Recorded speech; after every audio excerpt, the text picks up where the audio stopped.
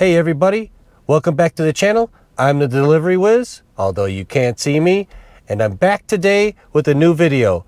Today we are testing out the point of view hat that I designed, or I copied a design that I found on YouTube somewhere, and we're going to try it out a little bit today. I don't think I'm going to drive with it just yet till I fine tune it, but I am getting a feel of how it is. And right now we are currently charging the EV. It desperately needed charge after doing a couple rides. What I'm working on today is Lyft.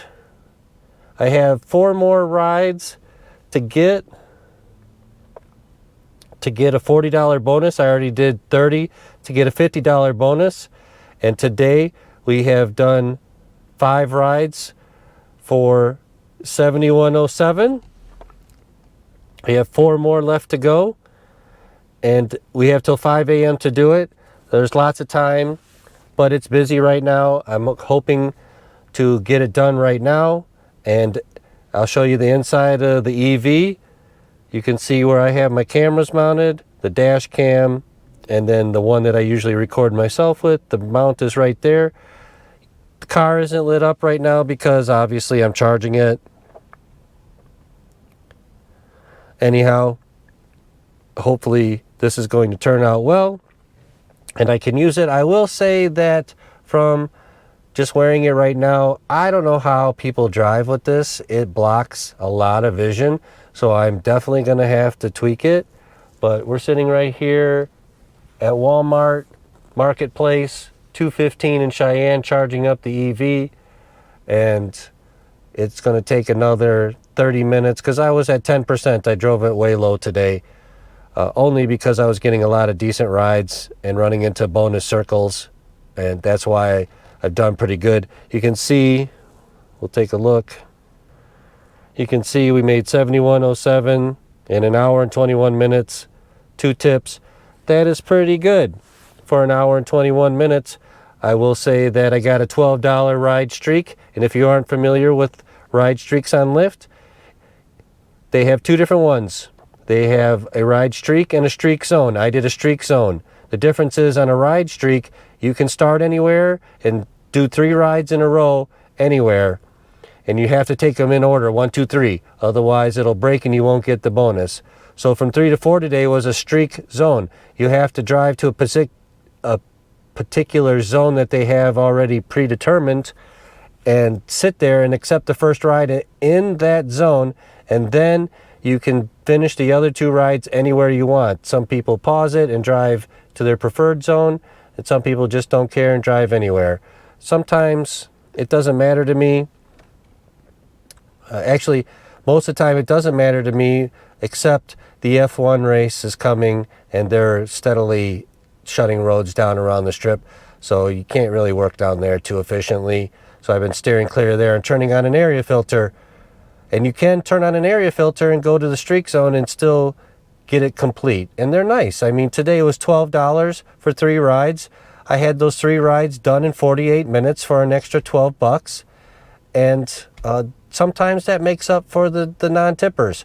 And in rideshare, you're going to see a lot of non-tippers because that is what rideshare was invented for, was a cheaper form of transportation and more reliable than public transportation, etc., etc. So I'm not here right now to complain about the non-tippers. So I use the streak zones and quests that they have. Uber has similar stuff, but only a quest. And I have yet to try those because the Lyft ones are nice. And the other thing you've heard me say in a positive light about Lyft is that they have automatic queue if you turn it on. So if you're just driving around, they'll just queue you rides as long as you're willing to work. When you finish, they send you to the next one, and it's nice. Uber, on the other hand, if you're on a ride, they'll queue one up for you and you have to manually accept it. And it's distracting. At least, you know, in most major metropolitan markets, I'd like to believe that that's not too advantageous for a driver. So I definitely am leaning more heavily on Lyft since I've started rideshare than Uber.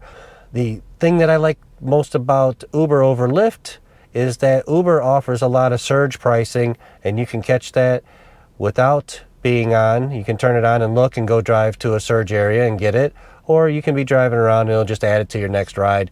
And that they have higher than Lyft, but I think it all balances out between ride streak, surge pricing, etc., etc., etc. So they're both decent apps, although some people will say Uber is busier than Lyft, and I'd have to agree with that. If I want to work up in my neighborhood consistently, I have to turn on Uber and turn off UberEats delivery. You will work with rides in the spots that you would not think that you're getting rides from. At least on Lyft you don't. On Uber it's a little more popular, so you have to check your market. Maybe Lyft is more popular in your market, maybe Uber is. I'm not saying, all I can tell you here, Uber is a way more popular than Lyft, but I have not seen that be a problem for me to have any issue working on Lyft. I should screenshot my last week's earnings and show you exactly. And I think I averaged 32, 33 an hour on Lyft, and yes, that is with quests, streaks, and stuff like that. If you don't do that on Lyft, you're not going to make it very well. You're going to average between $15 and $18 an hour, and that's a huge difference. Anyhow, this concludes the first test of the point of view hat. Yes, you sat here and just watched the parking lot and heard me yap a bunch about stuff, and I don't consider it yapping. I consider it information, and hopefully you can use some of that. And just like that, it's the end of today's video. I hope you enjoyed this little point of view hat demonstration. I sure enjoyed trying it. Now I know what I got to tweak in order to use some of this in the future videos for Uber and Lyft only. And now I'll be able to tweak my hat a little bit in the camera so I'm not hurting myself or other people out on the road blocking my vision with the camera. I hope you join me on the next video. On that video, we're going to be doing a state of affairs for Uber and Lyft here in the Las Vegas market. Anyhow, they're going to close down the whole strip area for a week or more to prep the streets because they're racing on it. So they have to prep the track. And I am curious to see how they're going to get people from the airport to their rooms on the strip if it's closed off and you can't have any traffic in or out there. I am holding the position that I don't think you'll be able to do much on rideshare, or it's going to take too long to get from point A to point B, but we'll see. Anyhow, thanks for joining me. Glad you came by. And if you liked today's video, please leave a thumbs up. Get me in the algorithm. If you haven't already subscribed, please go ahead and hit that subscribe button. And as always, please don't take the $2 Uber Eats or Instacart or DoorDash order for 10 miles. Just don't do it.